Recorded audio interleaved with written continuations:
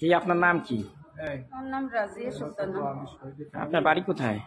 দত্তপাড়া, বংশীহাট। অতঃপর কি হয়েছে? আপনার তো হাতে অনেক সমস্যা, তারপর বিভিন্ন জায়গায় বিভিন্ন সমস্যা, কি হয়েছে আপনি একটু বলেন তো।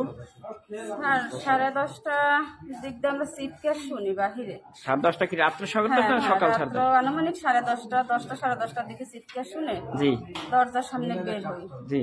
তখন শুনি যে ওই যে সায়াম কাজীর ভাই সাইদুল কাজী আছে, ওরা নাকি কারা কোপাইছে।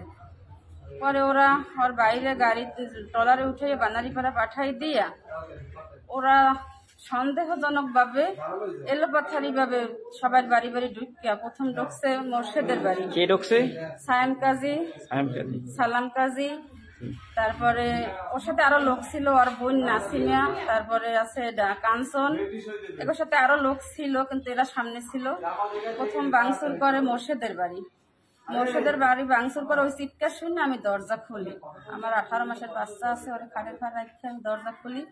দরজা খোলার সাথে সাথে সায়াম কাজী রান্দা নিয়ে বাড়ির ভিতর ঢোকে। প্রথমে এসে সালাম কাজী আমারে ধরে, দৌড়িয়া দরজার সামনে বাইর করিয়া উঠানে বাইর করিয়া আমার হাত দিয়ে মোবাইল নিয়ে মোবাইল বাইকে ফেলায়, এবং আমার বোন নাসিমিয়া, তারপরে কাঞ্চন, এরা দৌড়িয়া আমার উঠানে ফেলাইয়া এলোপাথারি ভাবে পাড়ায়। এরপর সায়াম কাজী আইসা আমার কোপ দেয়। কোনখানে? ওই হাতে? এই যে হাতে কোপ দিয়েছে। যখন আমি ধরিয়ে ফেলাইছি ওর রান্দার আসারি, তখন ওই রান্দার অল্প কোপ লাগছে, তাতেও একটা সেলাই লাগছে।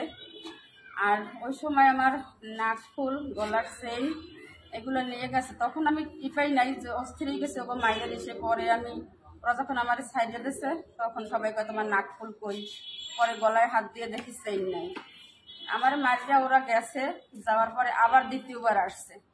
আসার পরে আমার ঘর ভাঙচুর করছে। ঘর ভাঙচুর করে আমার দরজার সামনে আমার হাজব্যান্ডের মোটরসাইকেল আছে, ওই মোটরসাইকেল নিয়ে গেছে, নিয়ে ভাঙছে, কোপাইছে। যখন আগুন দেবে তখন লবণ সারার কর্মরত স্যারেরা যখন গেছে পুলিশ, তখন আর আগুন দিতে পারে নাই। এবং রাস্তার বাইরে অনেক হুমকি দামকি দিয়েছে যে ঘরে পেট্রোল দেবে, আগুন দেবে, জ্বালাই দেবে। সায়াম কাজী? হ্যাঁ, সায়াম কাজী। ওর বোন নাসিমা অনেক গালাগালি করছে খারাপ ভাষায়, এবং আমার অনেক মারধর করছে স্যার। এখন আপনার হাসপাতাল ভর্তি আছেন? হাসপাতাল? হ্যাঁ। পরে আমরা যখন আসতে চাইছি গাড়ি নিয়ে, আমাকে আসতে দেবে না, গাড়ি ধরলে ফালাই দিছে, উল্টাই ফেলাইছে গাড়ি। রাত্রে আইছেন হাসপাতাল না আজকে সকালে? না না, আমরা রাত্রেই আসছি। আমাকে রাত্রেই আসতে চাইছি, তখন ওই সায়াম কাজীর দোকান আছে বংশীহাট, ওইখানে বসে গাড়ি আটকাই দিছে। গাড়ি আটকানোর পর আমরা আসতে পারি না, সবাই লুকিয়ে রয়েছি ঘরের ভিতরে। পরে লবণ সারার পুলিশ যাই আমাকে ঘর থেকে বের করিয়া ওনাকে গাড়িতে আমাকে খেওয়াঘাট পর্যন্ত আগাই দিয়ে গেছে। তারপর রাত্রে আইসে আমরা 11টার দিকে, 11:11টার দিকে হসপিটালে ভর্তি হই। এখন এই মামলার জন্য তো আপনারা বিচার চান, এই জন্য থানায় আসছেন? হ্যাঁ হ্যাঁ, আমরা শাস্তির বিচার চাই, আমরা এর শাস্তি চাই। আমার একটুখানি 18 মাসের বাচ্চাটার এখন পর্যন্ত কিছু খাওয়াইতে পারি না। ওরা সন্দেহজনক ভাবে আমাকে এইভাবে মারছে, ঘরের ক্ষয়ক্ষতি করছে, বসত বাড়ির।